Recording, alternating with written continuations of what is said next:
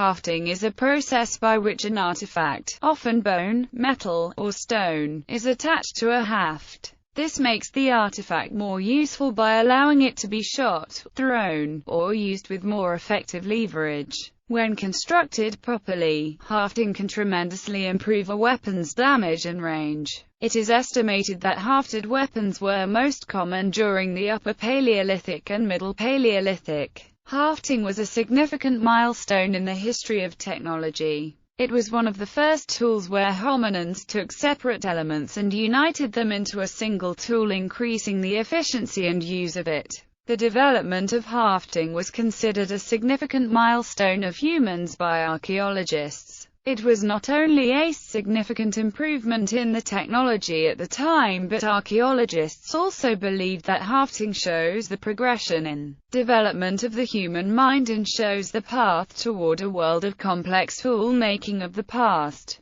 The idea of assembling two different kinds of materials into one object that improves the functioning of the tool overall shows the mental capacity of the people of that time and gives archaeologists a better understanding of the progression of human life. Hafting weapons is perhaps best known for its use by humans in prehistory, but it is still practiced by enthusiasts today, and the handle of a tool such as an axe is still known as a haft. Many people still practice the hafting techniques by using old-fashioned methods to figure out the best way to attach a handle onto tools, while improving the overall structure and function. Hafting has evolved through the past, and the idea can still be seen in the structure of modern-day tools such as hammers, axes, and many other hand tools. The evolution of hand tools such as hammers and axes would be greatly altered had the people of our past failed to invent the idea of hafting.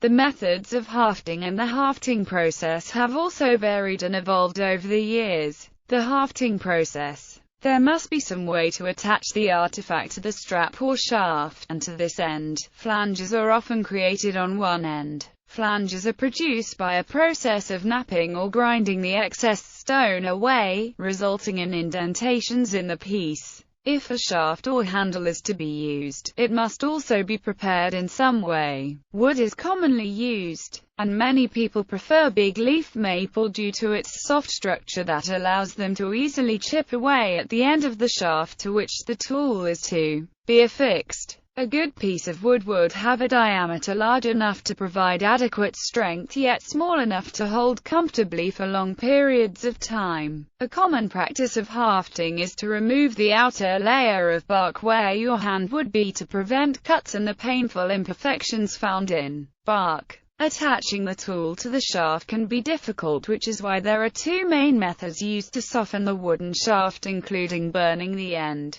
and/or soaking it in water. These soften the material to easily allow the slits to be cut vertically into the center of the shaft. This provides a place for the head of the tool or weapon to fit. Alternatively, the shaft may be split down the center, which allows the artifact to fully sit within the shaft, and once fully wrapped up, can be much stronger. The artifact can then be inserted into the slit, and fixed to the shaft by tying around the flanges with a suitable material. Materials such as Australian seagrass cordage, and split deer intestine can be used due to its high strength and durability once installed. Some people will wrap the material around the handle as well to add grip. The main disadvantage with wrapping the tool onto the shaft arises after usage, when the fibers lose their tension and become loose. High humidity is also a contributing factor to the fibers losing tension. On occasion, glue is added for extra support. When glue or any other resin is used, the hafting is said to be mastic. Mastic hafts are also very strong and reliable since there is little to no movement of the tool. Glue also has an advantage of absorbing shock when hardened, which helps with cushioning.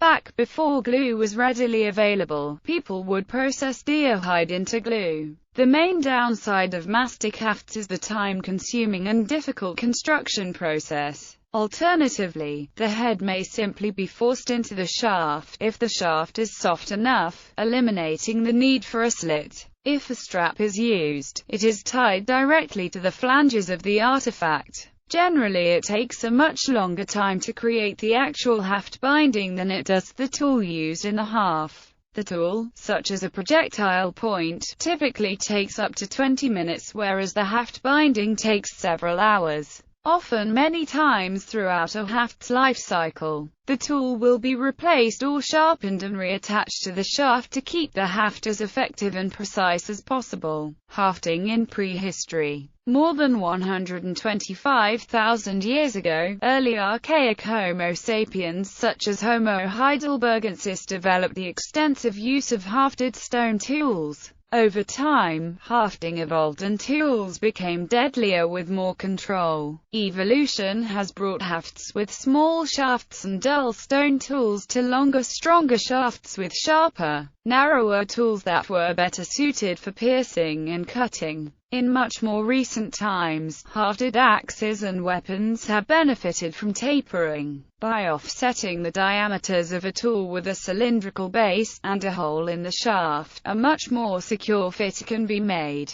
assuring the axe head stays in place. Hafting stone points in particular was an important advancement in the weapons of early humans. These hafted stone points increased the force and effectiveness of these tools, therefore allowing people to hunt and kill animals more efficiently. The increased efficiency of hunting and killing animals is believed to have allowed for people of this time to have regular access to meat and other high-quality foods. The increase in the consumption of meat around this time could be directly linked to increases in brain size that is reported in the archaeology record of this time. The invention of hafting by people more than hundreds of thousands of years ago has directly contributed to the health and lives of people in the past and also people in the future. Multiple lines of evidence indicate that 500,000-year-old stone points from the archaeological site of Kathupan 1, South Africa, functioned as spear tips. This has led teams of researchers to come to the conclusion that common ancestors of Homo sapiens and Neanderthals started hafting almost 500,000 years ago.